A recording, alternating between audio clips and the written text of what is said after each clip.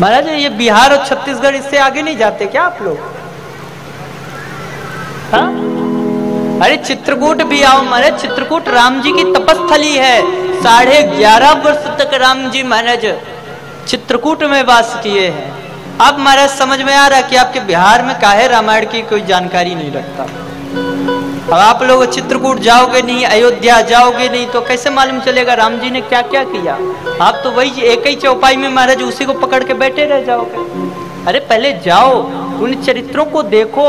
आज आओ आप चित्रकूट में, उस कामदगिरी पर्वत को देखो जो धनुष के आकार का है, जिसमें राम जी 11.5 वर्ष तक रहे।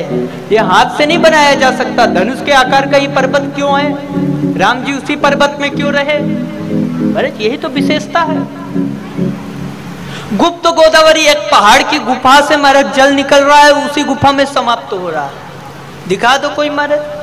हमारे मंदिर, हमारे धर्म, हमारे नियमों में इतनी उंगली उठाने वाले लोग अपने धर्म में देखे, जिनका महाराज ना जन्म का पता, ना मृत्यु का पता, ना कोई नियम का पता, ना कुछ। आओ देखो चित्रकूट, बस देखो चित्रकूट में आपको इतनी अच्छी अच्छी चीजें मिल जाएंगी। ऐसे ऐसे संतों का दर्शन हो जाएगा महाराज, ऐसे ऐसे संतों के दिव्य दर्शन आपको होंगे, ऐसे ऐसे आश्रम मिल जाएंगे, स्फटिक शिला मिल जाएगा जिसमें राम जी के चरण चिन्ह बने हुए हैं। आप भरत मिलाप में आओ, वहां चरणों के चिन्ह आज भी भरत और राम जी के अंकित हैं। वो बनाए नहीं जा सकते, वो वास्तविक हैं। इन चीजों को जब आप घर से निकलोगे, बिहार छोड़ोगे महाराज, छत्तीसगढ़ छोड़ोगे, तब न दिखेगा। तो कम से कम एक वर्ष में एक दिन ऐसा निकालो, कुछ समय, 10 दिन 15 दिन। भले मैं समझ रहा हूं आप लोगों की सैलरी अच्छी खासी है महाराज, पर फिर भी हाँ? अरे ऐसे ना बोलो बहुत। अरे नहीं भी है तो महाराज हो जाएगी, बच्चे आगे कमाएंगे, पैसे ही सब कुछ नहीं है प्रभु।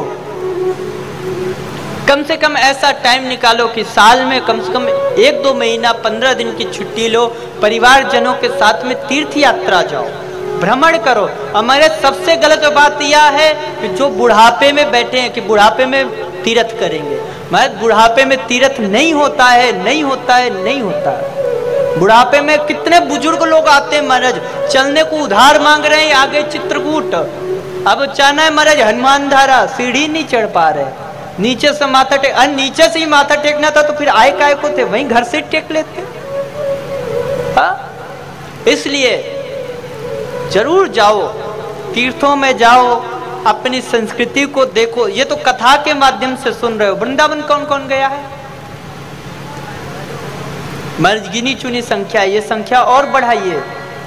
जब इस कथा को सुन रहे हो, जिस कथा को सुनने में इतनी मीठी लगती है, समय का पता नहीं चलता महाराज 3 घंटा कब हो गए, तो सोचो जिस बिहारी जी की कथा सुनने में इतनी प्यारी है, इतनी मीठी है, उन बिहारी जी का स्थान कितना प्यारा होगा। जिस गोकुल की गलियों में, जिस वृंदावन में कन्हैया घूमे होंगे, जिस नंदगांव में माखन की लीला किए होंगे, उस स्थान में जाके कितना सुकून मिलेगा, कितना सुख मिलेगा। ये जब सुन के इतना सुख मिल रहा है, इतनी प्रसन्नता हो रही है, तो जब आप उस जगह पे जाओगे तो उसमें आपको कितना आनंद मिलेगा। इसलिए जरूर जाइए, जरूर तीर्थों में तीर्थ दर्शन करिए, बच्चों को लेकर जाइए ताकि उनको भी पता चले कौन सा धाम है, यहाँ राम जी ने क्या किया। मेरे सुन के उतना याद नहीं होता जितना देख के हमें याद होता है।